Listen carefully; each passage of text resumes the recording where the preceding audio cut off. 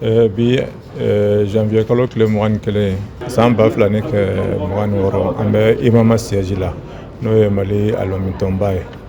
An sera yan nɔ bi ka na u b'a fɔ fɛn min ma ko plaidoyer damakasi ka na o ɲini u fɛ ka ɲɛsin dudɛmɛdenw ani muso minnu ni degun y'u wuli ka bɔ u sigiyɔrɔw la ani muso minnu n'u ka sɔrɔ ka dɔgɔ kosɛbɛ u bɛ balolen degun kɔnɔna na. Donc ninnu y'an ka mɔgɔbaw de ye, alimamuw ye mɔgɔbaw de ye.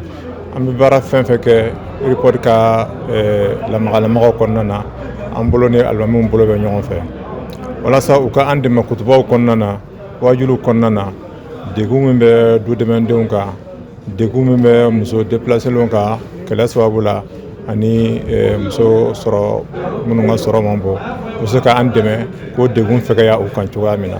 Bɛɛ n'i jɔyɔrɔ don, bɛɛ b'a dɔn k'a fɔ alimami ye mɔgɔba de ye, ale de b'an kelen kelenna bɛɛ ka ɲɛnamaya daminɛ n'a laban na.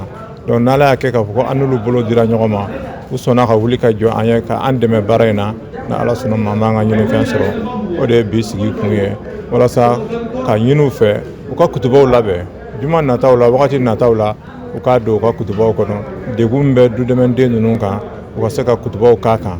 Degun min bɛ muso minnu déplacera ka bɔ u sigiyɔrɔw la kɛlɛ sababu la ka na duguba kɔnɔ yan nɔ u ka se ka kutuba kɛ u ka kuma o ko ninnu kan walasa ka se ka degun fɛgɛya u kan. O de ye bi sigi kun ye.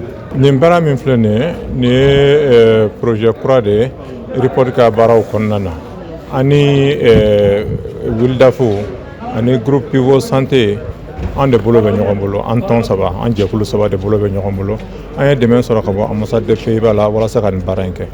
Min bɛ fɛ, an bɛ fɛ degun min ka wuli ka bɔ u kan, baarakɛden ninnu u ka hakɛw ka se ka dɔn jama fɛ, u ka hakɛw ka se ka tɔpɔtɔ, ka u ka hakɛw kɔlɔsi jama fɛ. An bɛɛ b'a kalama tuma caman na olu de bɛ wuli bɛɛ ɲɛ du kɔnɔ, olu de bɛ da bɛɛ kɔfɛ. Tuma dɔw la dɔw tɛ si yɔrɔ ɲuman na, a dɔw bɛ dumuni tɔw de dun du kɔnɔ. U bɛ bila baara bɛɛ lajɛlen na, baara suguya bɛɛ lajɛlen na. Or adamadenw de don i n'a fɔ an ɲɔgɔnnaw, olu nana an yɛrɛ y'u wele ko dudɛmɛdenw. Donc olu man ka degun ka se hakɛ dɔ la.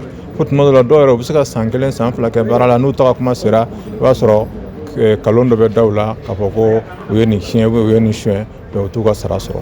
O bɛ cogo min na minnu fana déplacera ka bɔ u sigiyɔrɔw la kɛlɛ sababu la, a caman b'a sɔrɔ mɔgɔbaw de don, mɔgɔbadenw de don.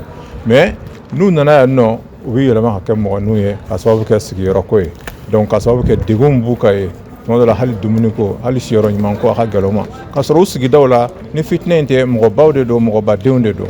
Donc an ka an diinɛmɔgɔ an bɛ fɛ ka dɛmɛ de ɲini alimamiw fɛ, u k'an dɛmɛ ni kutubaw ye, u k'an dɛmɛ ni wajiluw ye walasa o degun bɛ se ka fɛgɛya u kan cogo min na walima n'a bɛ se ka wuli ka b'u kan. O kɔnɔna na an ye baara dɔw an y'u dege baara dɔw la i n'a fɔ safunɛ dilan ka dɔw dege kun dilan la o baarakɛla ninnu walasa n'u seginna ka taa u ka yɔrɔ la u bɛ se k'o fɛn ninnu kɛ u yɛrɛ bɛ se k'u ka sɔrɔta dɔ sɔrɔ a la.